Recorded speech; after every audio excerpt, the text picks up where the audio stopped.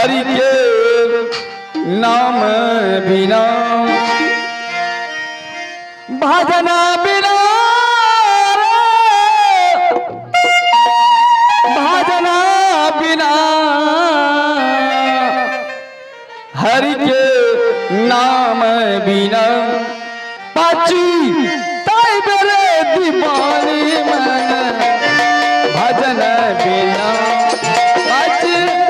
ताई बेरे दीवानी मन भजन बिना भजन बिना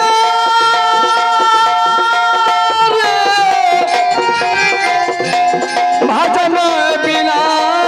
हरि के नाम बिना दुख पाई बरे दीवानी मन भजन बिना दुख पाई बरे दीवानी मन भजन बिना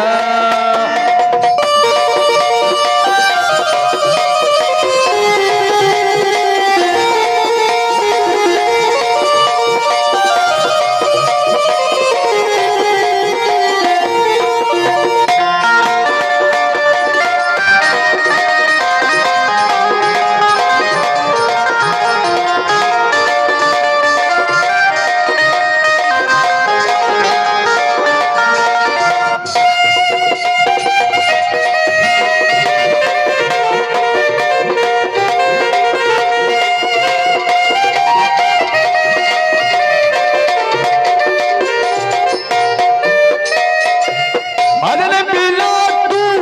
बैला होइबे तेली के हाथ में जइबे मन रे तेली हाथ में जइबे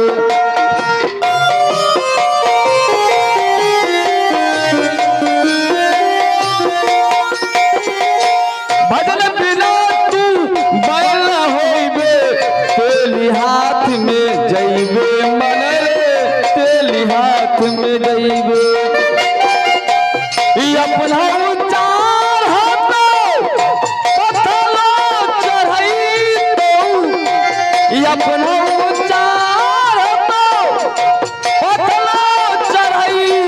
तो आँखी में काल साल गई तो रे हरि के नाम बिना पाची ताई रे दीवानी मन भजन बिना पाची ताई रे दीवानी मन भजन बिना डीजे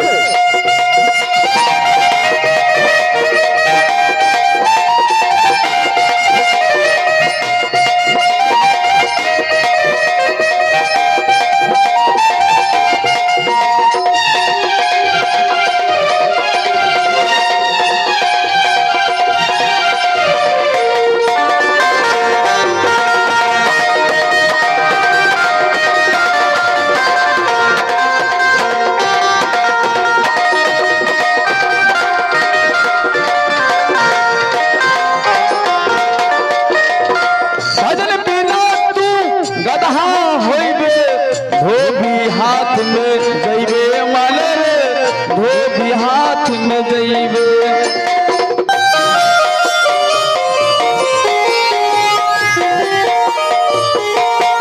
भजन बिना तू गदहा होइबे धोबी हाथ में जइबे मन रे धोबी हाथ में जइबे पापा के पोटेरी पीठ पर लाद के पापा के पोटेरी पीठ पर लाद के घाटे घाटे घुमई अरे हरि के नाम बिना पाची ताई रे दीवानी मन भजन बिना पाची ताई रे दीवानी मन भजन बिना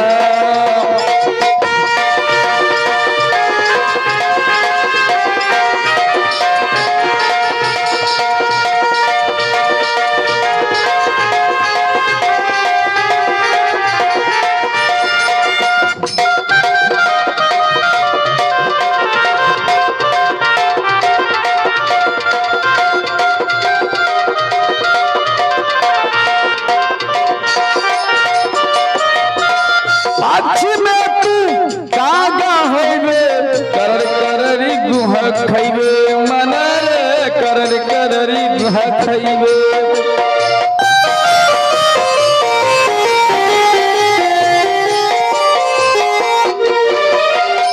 पक्षी में तू कागा होइबे करर कररी गुहा खइबे मनरे करर कररी गुहा खइबे और पंखी लापर बैठबे और पंखी लापर बैठबे यासिन बोले नहीं पैबे हरि के नाम बिना पची पैबे दिमाग मन भजन बिना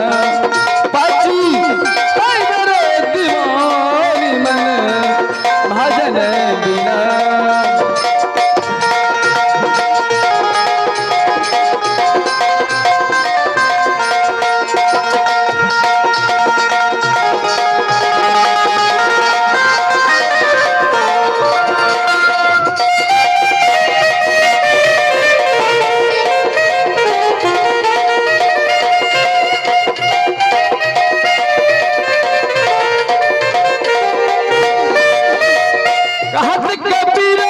सुनो भाई साधु यह पद है निर्वाणी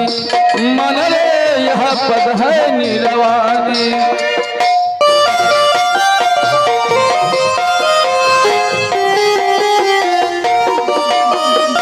कहत कबीर सुनो भाई साधु यह पद है निर्वाणी मन रे यह पद है निर्वाणी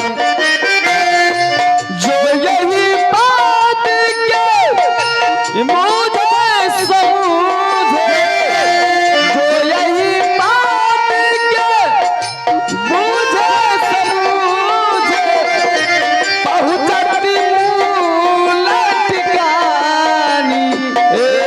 हरि के नाम बिना पाची तय बोले दीवानी मन भजन बिना पाची भजन बिना भजन बिना भजन बिना हरि के नाम बिना दुख पैबरे दीवान मन भजन बिना दुख पैबरे दीवान मन भजन बिना दुख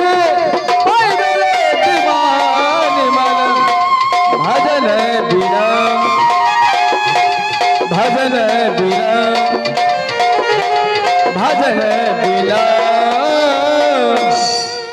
आइए चलते चलते हम गंगा तट पर आ पहुंचे। अब मैं गंगा जी में स्नान करूंगा,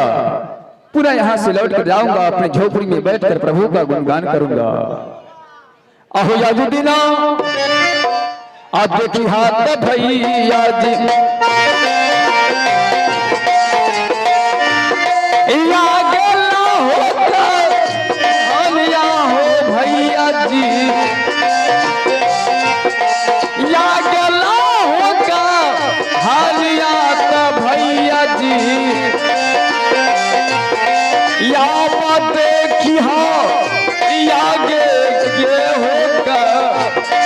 हनिया